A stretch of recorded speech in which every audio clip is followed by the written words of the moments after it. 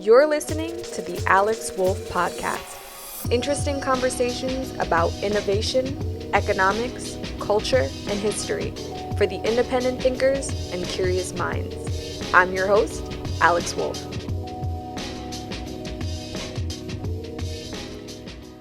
Alrighty, so this week we're talking about 3 ways the attention economy has ruined the meaning of life. So I want to say the attention economy is my favorite economy to talk about, but I wish I didn't have to talk about it. I think the reason why I like to talk about it is because I see it as the biggest threat right now to our, let's say, meaning of life, overall well-being as a society. And if you don't know, I produced a mini documentary called Attention for Sale back in 2018. The attention economy is kind of why I sold my company and decided to devote my time to tech philosophy, because I was just, again, very sensitive to how threatening it is to the meaning of life. And when I say meaning of life, what I mean is the worthwhileness of living, the worthiness of living, because I'm a big advocate, obviously, in this idea that I don't think life should be perfect or positive all the time. I just think it should be worth it. And if you look at the data, the very concerning data, more and more each year, we are finding people who find life not to be worth it. They are either thinking about, suicide, or they are committing suicide, unfortunately, harmful behaviors to themselves, and just overall depression. Just people who just hate it here. And I think a big reason why people hate it here, I think the reason is bad, not thought out tech philosophy. And I think that the attention economy, the scale that it has become, is a direct correlative to this issue. So, yeah, when I talk about ruining the meaning of life, I think the attention economy has ruined a sense of worthiness for a lot of people. And that can mean the worthiness of life, but it could also mean like the worthiness of like pursuing your dreams, or the worthiness of you, trying out for this career. It, in a lot of ways and on a lot of different levels, kind of knocks the wind out of the point of things, because as someone who airs to be a little bit more on like the intellectual wordy side, I saw how the attention economy created a very high risk environment for my type of content. And when I say high risk, that's not the best term. More just like overall less receptivity, because the media climate we're in right now is very media rich, which we're going to be talking about, which means that it uses highly absorbent types of media that is consumed and judged and comprehended within milliseconds. And when we're reasoning things, and when we're using words and literature, those types of media take a longer time to digest. And I have some material on that as well, I think in my first episode of the podcast. So anyway, what is the attention economy? Let's just break down the fundamentals. The attention economy is the trade of your attention for goods and services instead of your money. Usually in economies, you're trading something. And I talked about a few episodes back the difference between money and wealth, and how money is supposed to be this medium of exchange that's representative of the wealth, and how once you stop trading with money, I mean, money is really practical, because it's you can make a lot of it, like it's infinite. That was one of the points.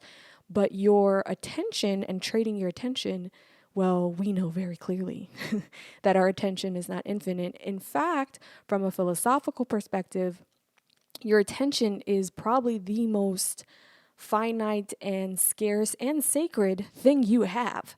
So it's just really interesting how we have, really dove headfirst into an economy where we are trading our attention, and most of us did not deliberately sign up for it.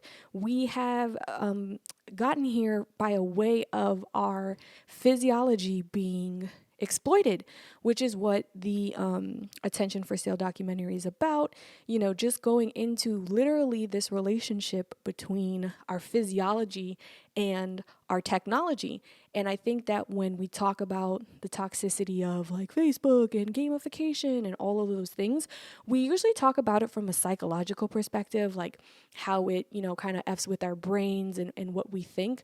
But I think it's equally as important to be sensitive to the physiological impact it has, because that's how I think it really gravitated towards this scale. I think that's what gave the attention economy the robustness that it now has, is that as a human being who has these sensitive receptors and these, again, your eyes being attracted to movement, and screens having this really, really rich field of movement compared to everything else that's not a screen, that made it really susceptible for, again, our physiology. I think that is very important.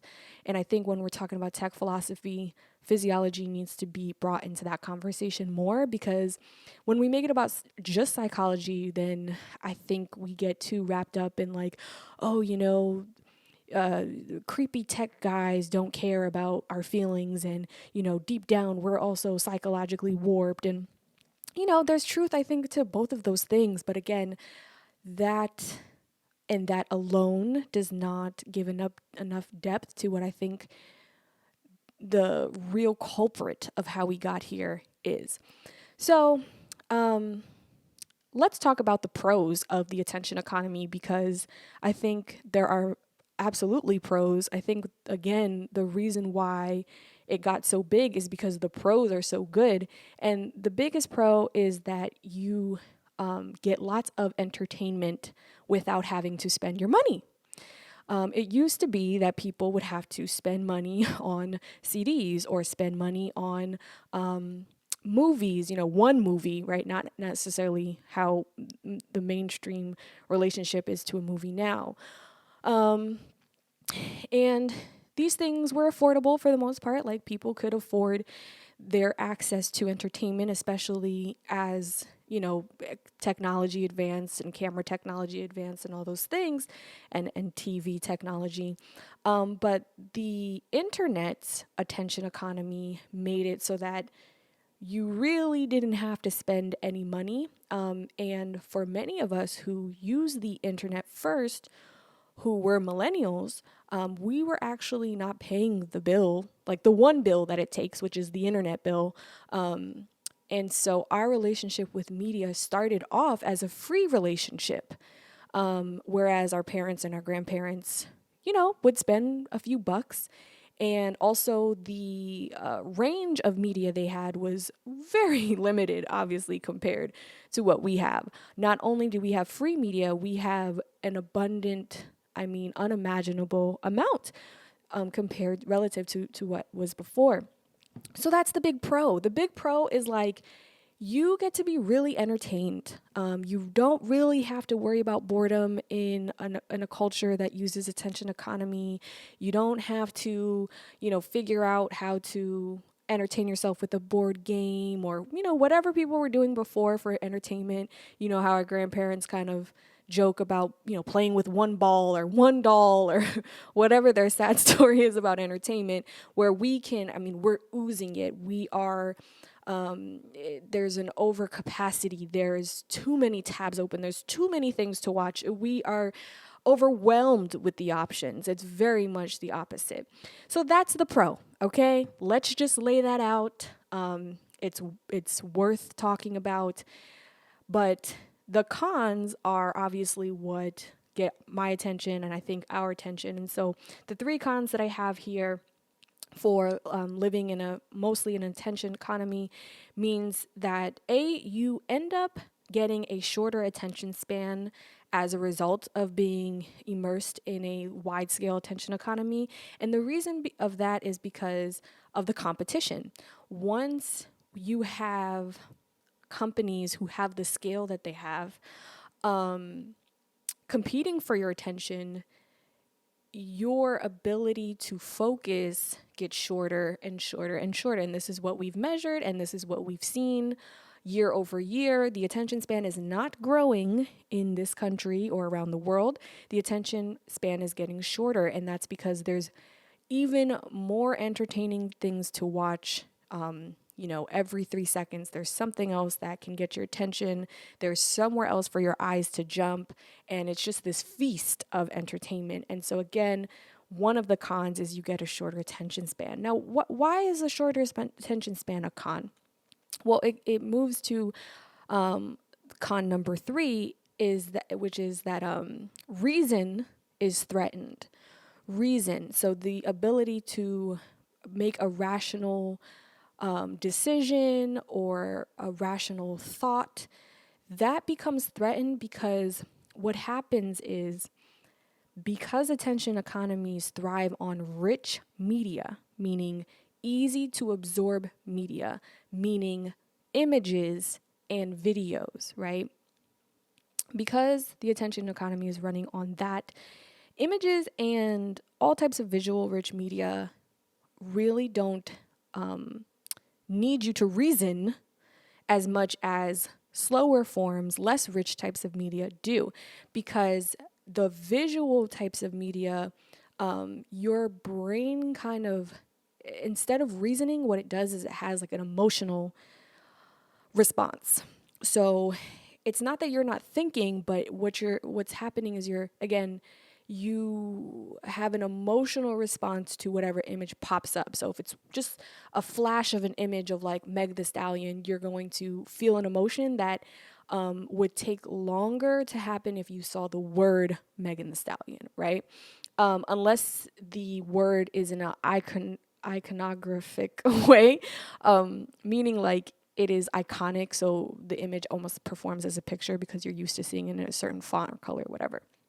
So because there's all this rich media, you don't have time. Not only do you not have time, but you don't really have an attention span either to reason what you are looking at, because you will tend to have that emotional reaction will overpower the rational mind. Now, rationality is cool. I don't think it's, the number one most important thing in life, but I do think that we need rationality in effective societies because they help us make decisions that are not as emotional. And if there's one word I would give 2020 and the past 4 or 5 years, it's highly, highly emotional and highly, highly irrational. And I think that's because obviously of the rich media and the way it is distributed in an attention economy. Okay, so the third con is that you live in an environment where you are bombarded with lots of that visual rich media about things that you don't care about or might not want to see. So because the attention economy is at this scale, say you are a mom and you don't want your 7-year-old son to see graphic images of something sexual or something like that. And let's say the scale for that has changed a lot, but let's say like you don't want your son to see like images of women in bikinis or something like that. Very common scenario. Before images and rich media kind of took over at this scale, that was pretty easy to do. The chances of a 7-year-old boy seeing those things were, as far as he was concerned, a lottery, right? To see an image or to see it on, even in a magazine, which is somewhat private, but I mean, you can go to Times Square or whatever, you're on the highway, billboards, which I'll get into because I think billboards are fascinating. And it's just there, right? Like, let's take the phones out of the equation. Just the fact that we live in an environment where we've turned surfaces into image windows, right? So like a wall is not a wall in an attention economy. A wall is a surface that can have an image on it.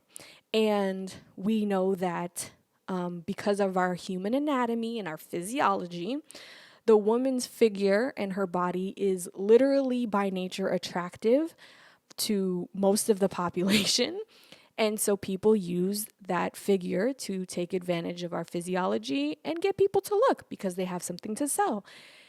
Now, trying to avoid that 7-year-old seeing that now is almost impossible if you ask around and if you talk to parents.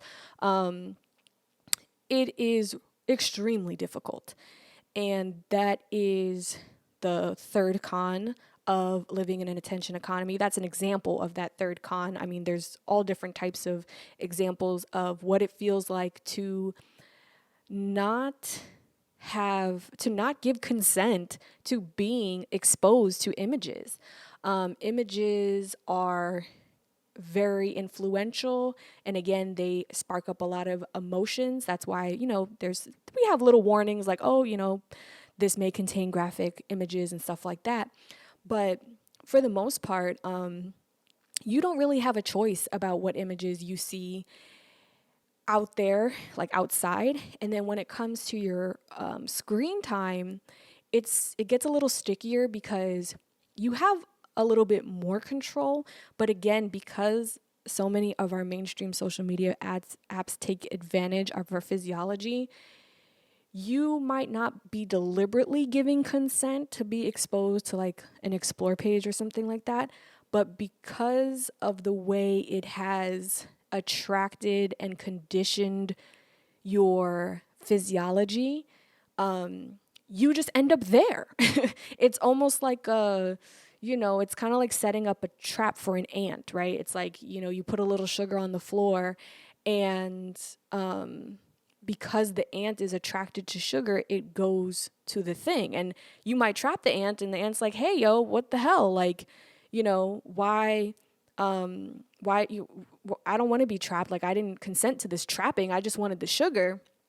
But that's the dangerous dance, is like when your physiology is exploited, you don't really know until you're in it.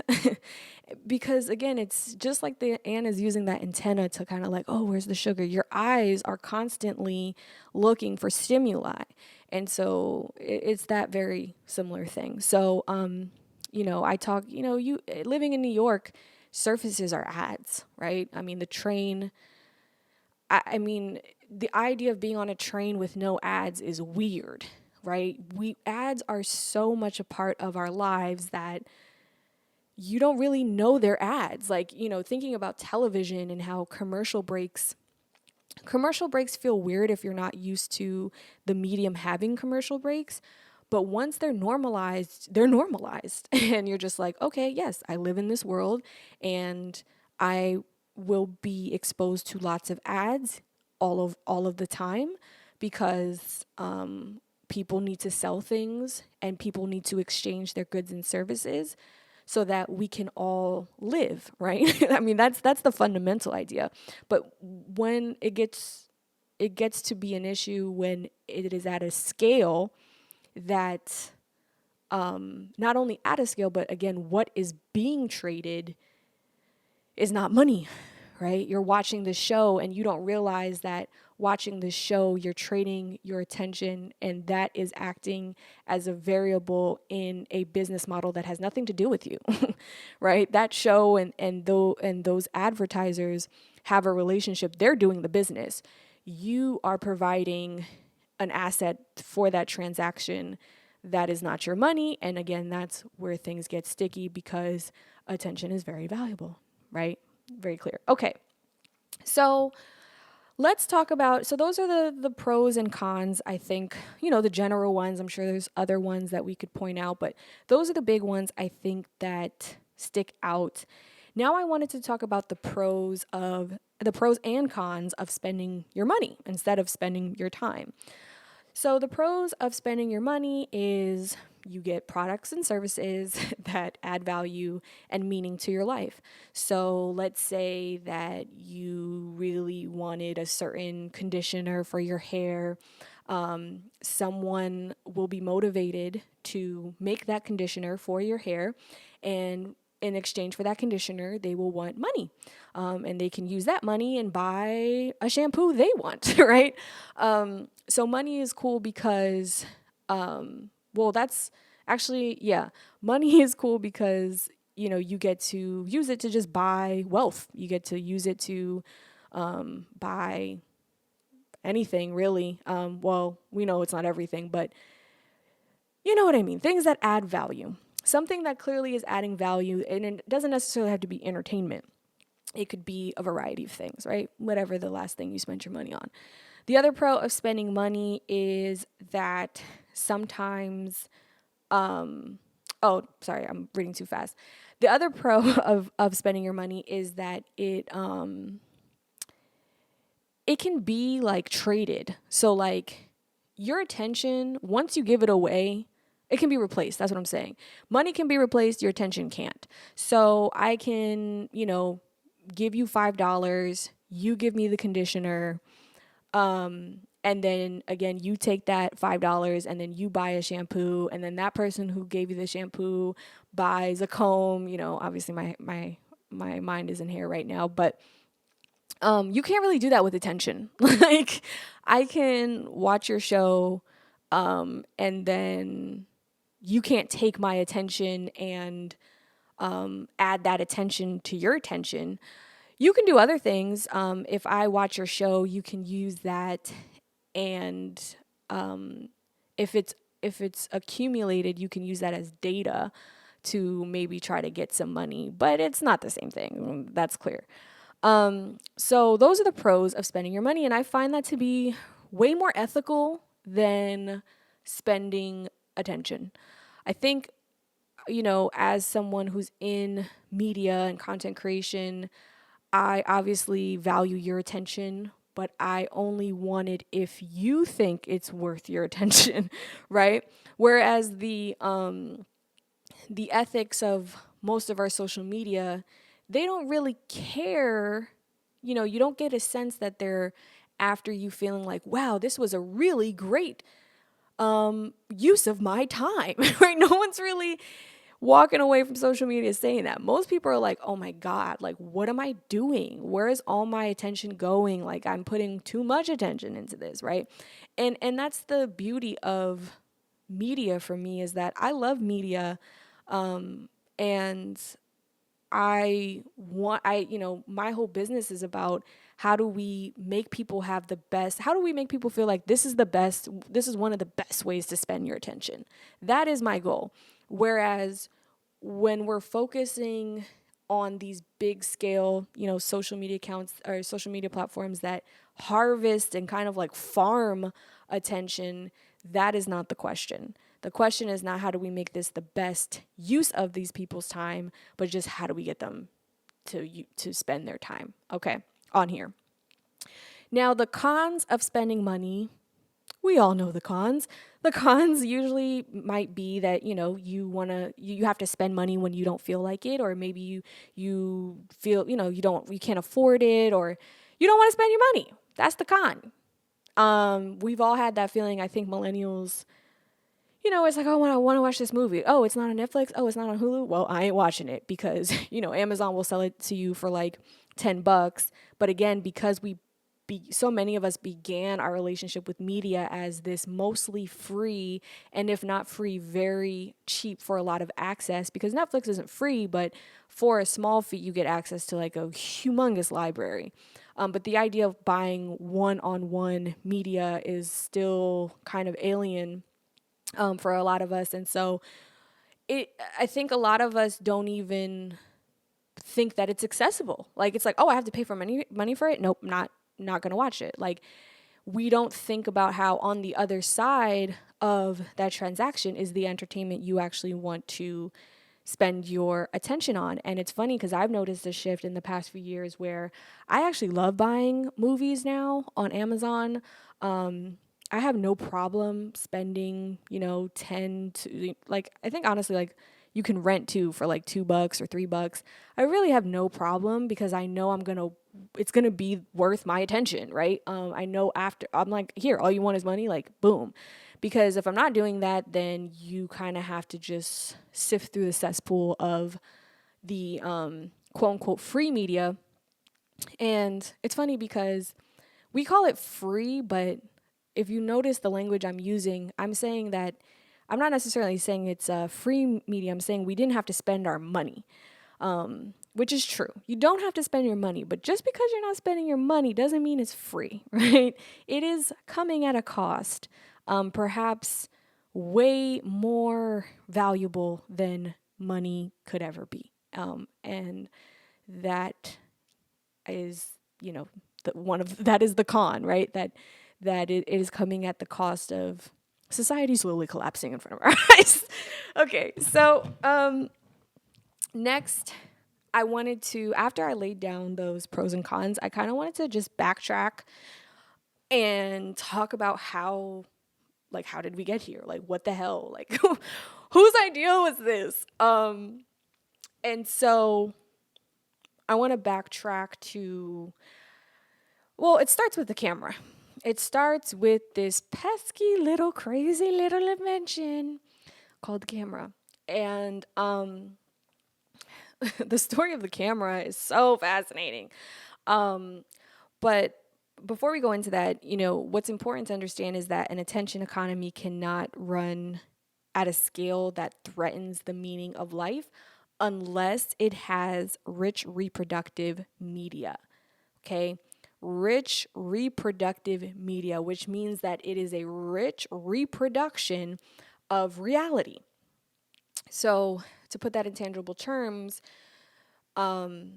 before cameras, people were using painters and paintings for photorealistic images of people and places and stuff like that. And so you couldn't really get a reproduction of reality. You couldn't really get, again, that reproduction of reality, that reproductive media, unless you were super rich and you could afford to pay a painter to make you a portrait of someone. And Alan Watts talks about how I think one of the kings of England used or hired, what they would do when they would decide who they would marry is they would send the painter to go take a painting and then come back with the painting, and then they would kind of decide, okay, are they attractive enough to get married to? Which is funny because it's very similar, right? We still use photos for that today. Obviously it's way quicker, but yeah, like, that's how people were using paintings for reproductive reality of, like, okay, I can't see this thing, but this person can paint it and I can see it. Then we had people who were like, how can we make this more scientific? How can we reproduce an image without, relying entirely on human skill and creativity, but on science, on engineering? And so little by little, the photo got better and more clear. And that was now, the photo changed everything, and not just the photo, but as cameras and film got cheaper, images were starting to, for lack of a better word, litter the world, right? It was a miracle to see an image, in the, let's say, like, late 1800s, like, just like being a regular average Joe or having your own picture. Like, that was, if you looked at your home or if you looked outside, there weren't just images all around. And if they were drawn, right? But photorealistic actual photos were not all over the place And so we have to, I think it's so important to be sensitive to that, because I'm like, that was a very different, like, that makes a difference in how you think and how you, kind of envision yourself as well. And so things got even crazier because the images were now, going to be used in circulatory news media, aka the newspaper. And it changed the whole nature of the newspaper because it was easier to sell things with images. It was easier to have stories. And, there are certain religions that are wary of images, especially like images of God, and how like you shouldn't really draw or have an image of God because it'll affect how you see God, right? Like literally. And I think that is interesting when we think about how images affect how we see ourselves and how we see people, whether they be classes of people, races of people, ages of people. Images start to represent and form perceptions in a different detail that, words didn't have the capacity to do. And so the circulation of newspapers and news with these images ultimately kind of reimagined what fame is, because fame before images were more legendy in the sense that you had to use someone's else's description of the person to get an idea or an image of who they were talking about, if they were talking about like a bounty hunter or just the legends that people would have. And what fame was before images were more about like, like again, like legends of like, oh, apparently there's a guy who does this, and if you ever see this, that's how the guy has been here or whoever. But images let you see people. And it kind of, I think it turned, it's what created celebrity, right? Because before that, you were an idea, right? You could be famous, but you were perceived as an idea. But images made you a celebrity. You now could identify physically how someone looked and how that influence changed you. Or maybe your adoration to the person. Imagine trying to explain Marilyn Monroe, right? And that would happen. Like people would be like, oh, the most beautiful woman in the world, blah, blah, blah. People would use their words, but nothing can really make you see an image as much as a freaking image. So that is a really big pivotal point in one of the, like, in the development of the attention economy, is this whole idea of celebrity and fame. And now we can start to develop relationships on a mass scale with an image of someone. And obviously, there's all these other things happening at this time. Movies are becoming a thing. So now not only are we getting static images, but we're getting moving ones, which are more lifelike and an even richer reproductive type of media. It looks even more like reality than a static image. And then, Alan Watts talks about this, and he basically says how, like, we were fixated on how can we make media more and more lifelike. Like, oh yeah, this, from paintings to a photo, this photo looks really realistic, but it needs color. So then they added color, and then it's like, well, the personality of someone is more in how they move. So they made the movies, right? And then the movies were silent. They're like, well, what really makes something feel lifelike is how they talk and their voice. And then they made the talkies. Like literally, this is really how shit went down, because that particular type of tech philosophy of believing that technology should be a reproduction of reality just made more media that was realer and more lifelike. And that's, a testament to where we are now with virtual reality and video games and all these things. They are really trying to reproduce your what you're seeing in front of you right now, which is your field of behavior, your reality. So once the celebrity was invented, it kind of, yeah, it created a whole new dimension of commerce because it quantified attention to sell things, especially tied to a certain figure or image or whatever. It made it really easy to, say, well, if Babe Ruth, eats this, then everyone has an understanding of how Babe Ruth looks, and it's just easier to sell things when people can envision things, and especially when they can envision people they look up to engaging with that thing. So it just changed everything. And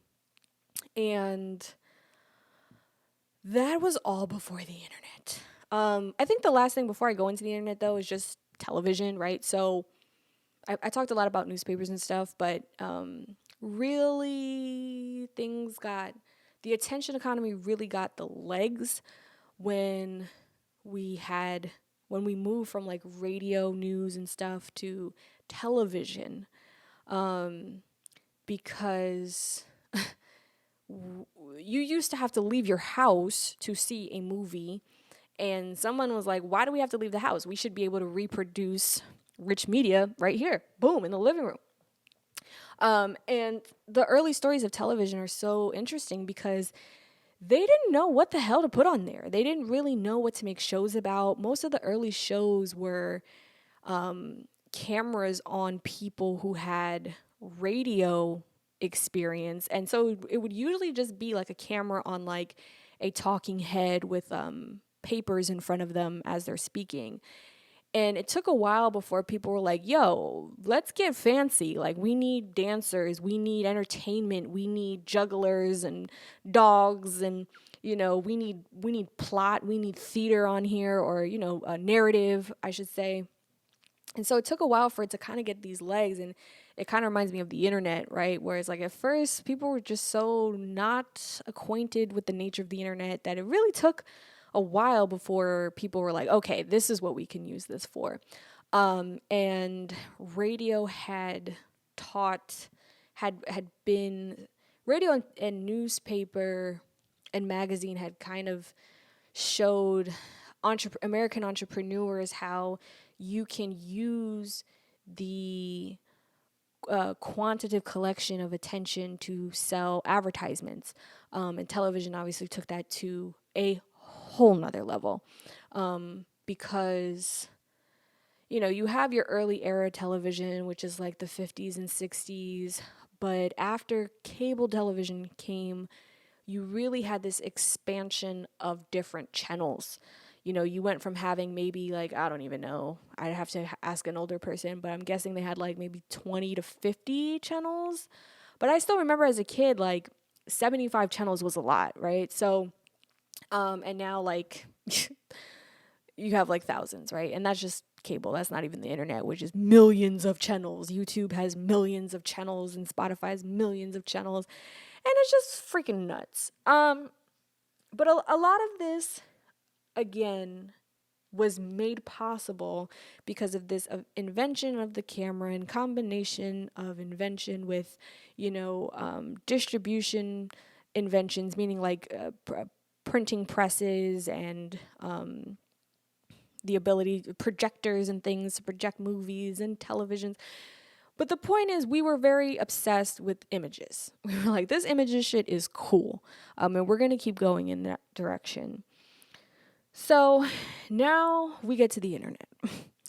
And I actually had a conversation with my father recently, and he was telling me all these really amazing stories about my grandpa and him, and how my dad's first computer had no screen, which is hard for me to understand, but that's how the first electronic computers were, obviously. And he spoke about how this specific computer, he could hook up to the television, and he would use the keyboard functions to, I guess, program it, and be able to like play games and stuff like that, which is super fascinating. This is the 80s.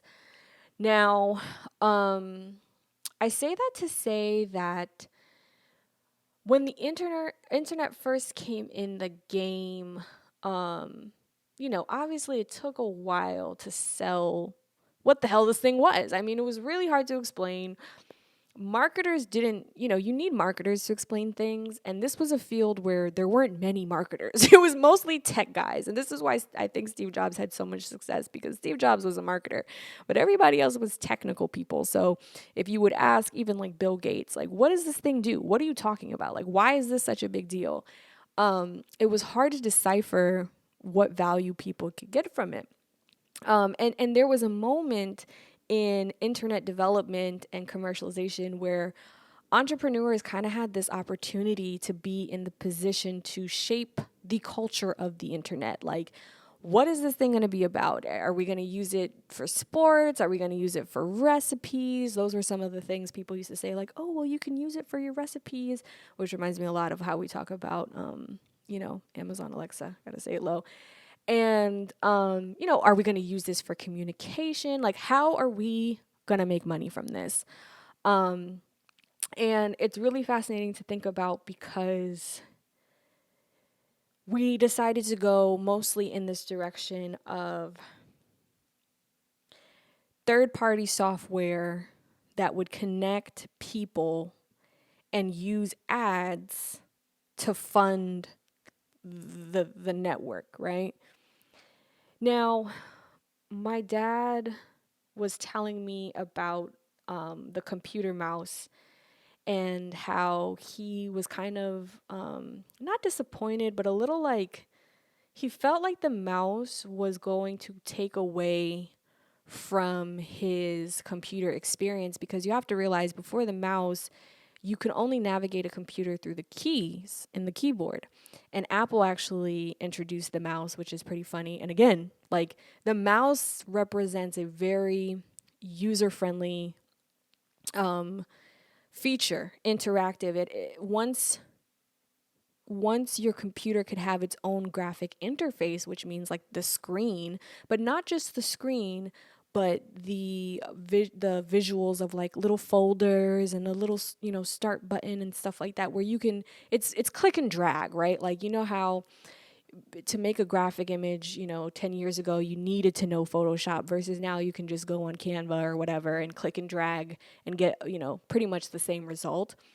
So the mouse literally was like giving non-computer nerd types the ability to click and drag things around, which made it more user-friendly, and then it gave it a higher adoption, which, again, Steve Jobs was thinking like, I love computers. I see the point of computers. As a marketer, how do I make this a friendly, that was the point of making Lisa say hello, making the computer say hello, and giving it a face and all those things. He was really trying to get us comfortable. And people talk about his, iPod success and stuff, and his iPhone success, which was monumental. But the only reason why that was so successful is because him and that team were able to strategize just comfort. How do we get people from thinking this is totally weird to understanding what the hell it even is? And so many people, many billionaires and people were made out of just his and his team's ability to get people acquainted and adopt. Go from, I don't know what that thing is, I don't want that thing, to, oh, I now identify how this thing can help me. So this was a very interesting time. And AOL, Netscape first, but AOL, I have a little bit more like memory of, was very successful in being one of the people who were like, okay, this is how we want the internet to look, and this is how we want it to feel. AOL providing internet service, they had to be creative about what, quote unquote, being on the internet, really meant. Because before that, people couldn't decipher, right? And I don't know if you remember, but AOL was kind of stuffed with all those things, the sports and the recipes and obviously communication capabilities, and they really did their best to make it close to a magazine. They were very freaking successful. They got a lot of people to be like, okay, this is interneting, like this is what it is supposed to feel like. But what's so interesting is that you had to buy AOL, like, to get your internet packaged in that pretty way, because you could still technically go on the internet without that third party software, but it would just look like, it would just look like codes on the screen. It wasn't this like pretty magazine thing and look, your favorite celebrities in the corner. And AOL was was one of the pioneers in making this very consumer friendly. And, but it wasn't an ad business model. I mean, it gets a little tricky because they had deals with Warner, and the way they licensed and distributed content did have some roots in like pre-existing relationships in the media world. But for the most part, you understood that to get this experience, you have to pay, right? Now, what happened, the reason why AOL went away, I don't know if you remember, we probably remember, but some of us don't necessarily know the business history, but Bill Gates and Microsoft they just Facebooked. This is why that's a topic for another day, but they Facebooked basically, and they stole the feature. And they said, oh yeah, the software that everyone loves that we make, we're just going to put our own freaking browser in there. Done. So that made it very impossible for other internet service providers to, sell, because now the software you were using to operate your computer already had the browser feature built in. So you could explore the internet. That was Internet Explorer. The good old days, Internet Explorer. There was a day, I remember when Internet Explorer was the shit. Like, today it's funny, but it really, it did what it was meant to do. But once we got to Internet Explorer, this is where the attention economy started to root its feet in the ground, because we had websites and we had Google and Yahoo. And the next thing you know, Google, which started as a company that literally promised they would never sell ads, that was like in their like mission statement in the beginning, suddenly decided to sell ads. And this is where we really see a big turn, because unlike a magazine, we used a magazine interface for a lot of websites, kind of like pictures with text on the bottom, and, this idea of pages. Those are conceptually coming from the analog world, just the idea of folders and pages and those things. But the difference is that the nature of these quote unquote pages are that they are not just limited to static imagery. And the advertisements are not limited to static, just like being static, in the sense that the ads can change and they can customize.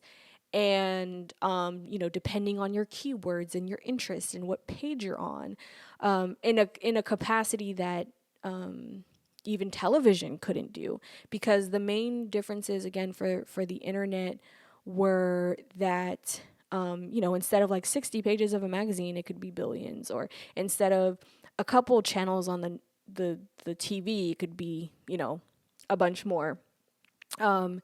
And another big thing is that instead of this medium not being interactive, like magazines and television that can't really talk back to you, the internet can talk back to you. It can go, you can say something and someone can really say something back. And that is what fucked us all up. I'm just kidding. That is how we scaled to where we are now. Because as technology got better, as platforms started to make space for people who wanted to upload their own media to to communicate with other people, those platforms started to see just how much ads they could sell. Um, and that's where you get, some of the historic booms in the tech world. And it's interesting because you have your grain of people who went the product route, meaning that they decided to keep it a money exchange versus an attention exchange. So you think about, and in my opinion, they did so much better because the whole controversy about the internet bubble, and if you're not familiar, this was like the late 90s when people, kind of similar to like what we're seeing in the stock market now, where people were just buying kind of crazily because, well, it's not entirely the same, but basically, people were buying a lot of .com stocks because they just associated .com with like being rich. So if you bought, pets.com or axgs.com, those were good stocks. No matter what, if it had a .com, it was going to be good. But it's so interesting because it works just like Instagram creators today, where just because a website gets a bunch of clicks, it doesn't mean it has a business infrastructure involved that will support the initial investment. Meaning that, yeah, you can invest in pets.com, but if pets.com doesn't have a way to make money, then you're ass out of luck. All you got is a bunch of users. And so when you look at the Amazons and the eBays, and even the PayPals, I have a different amount of respect for those companies because not only were they able to navigate all the craziness of the .com boom, but they really had real business models that provided an infrastructure for what these investments, how these investments could be reaped on. And so, and that's the big difference is like to this day, eBay they're not, they don't need you to be on the website so they can make money from your attention.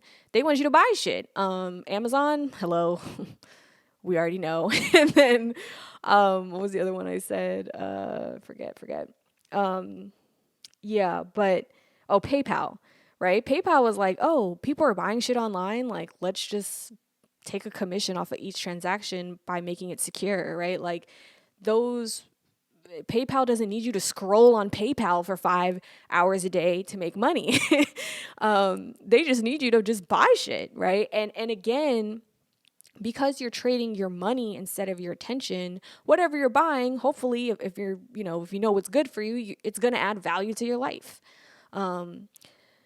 So we had the internet companies that went that way, and then we had the internet companies that went the ad way. And that's where you really see this volatility. That's where you really, not just the ad way, but the high daily active users way. Well, we have so many people on our platform, Clubhouse, and oh my God, isn't it just crazy? We're worth billions. Oh my God, look at all this activity.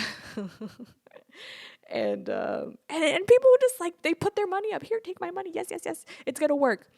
It can if you have the right business development implemented, but it's not easy. It's not, you can't just snap your fingers and make it happen. So obviously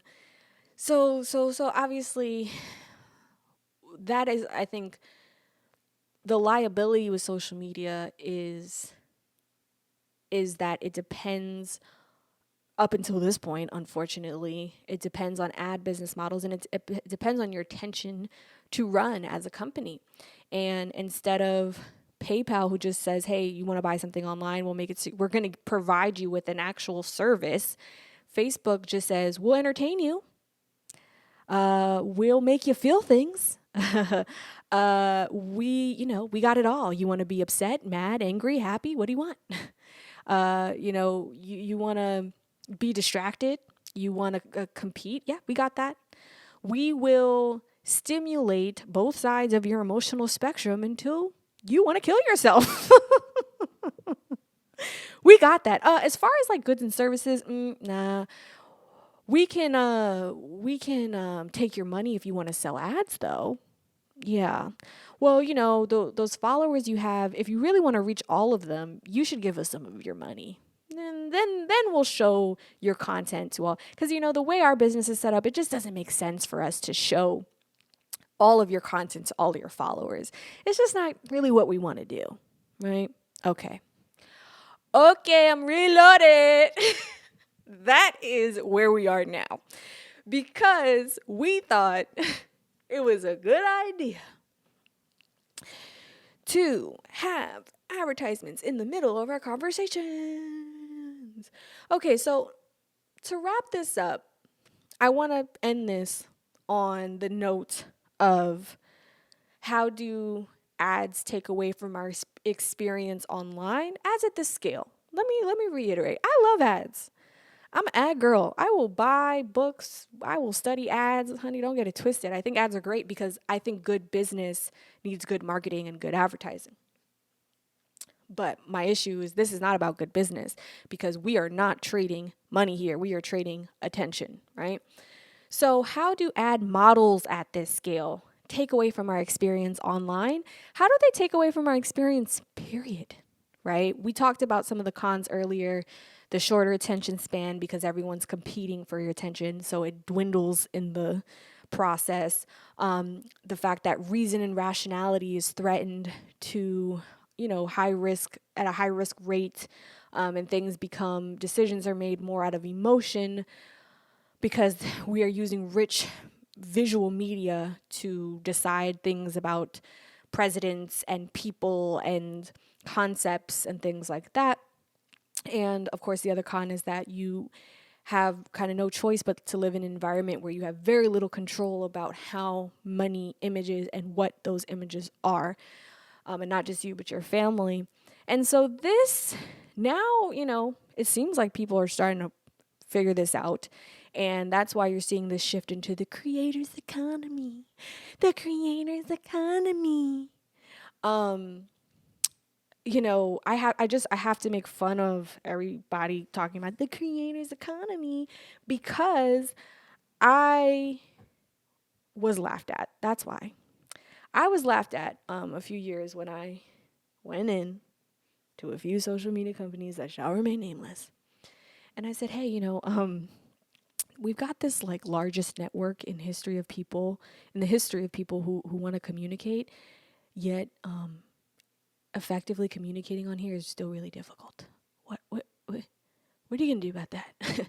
You call yourself social media? Yeah, you're selling ads. You're interrupting the conversations that want to be had up until the point that people will pay to have them. Meaning that as a creator and even as an audience member, why is it so hard for creators to talk to their audience? Please let me know. Please let me know. Oh. Why? Did you know that up to more than half of your content, up to more than half of your audience might not even see what you post on Instagram because it doesn't work with their business model. Okay. So, why is this happening? It's because we've become so bamboozled with this attention economy that we've forgotten the lucrative nature of the fucking money economy. The stuff, the medium of exchange that we use, why is it so hard? Please, I'm in 2021. Why is it so hard to communicate to the people who want to hear from you? Make it make sense. What's getting in the way? I don't understand. You have something you want to say. You have a group of people who want to hear it. Yet, it's very difficult to effectively do that on this thing we call social media. The attention economy insists on stuffing ads and algorithms between our conversations. Why? Why does having a conversation on the internet have to be this complicated? they've created such an obstacle that they've ignored the very real money in providing services that help creators get in contact from the people who want to hear from them. Duh.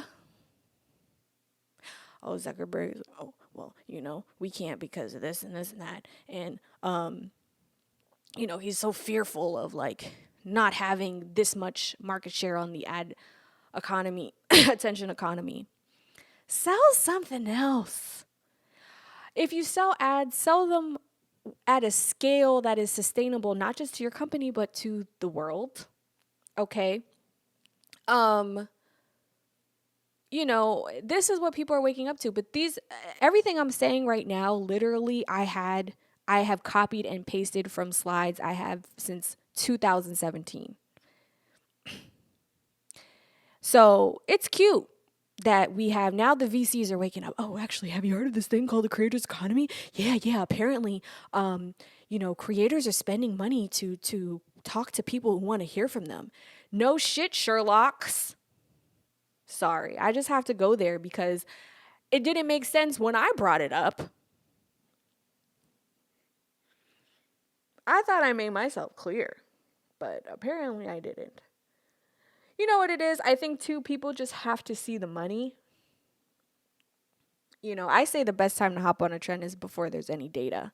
They had to see the data. They had to see, creators actually want to, people will actually pay to listen to, that's interesting. Yeah. Okay. Where have you been? Sorry. So, that is that. Interested to see what you have to say. I think attention economies are not threatening when they are smaller. I think, a lot of us are reevaluating this whole thing. What are some other things the internet can do?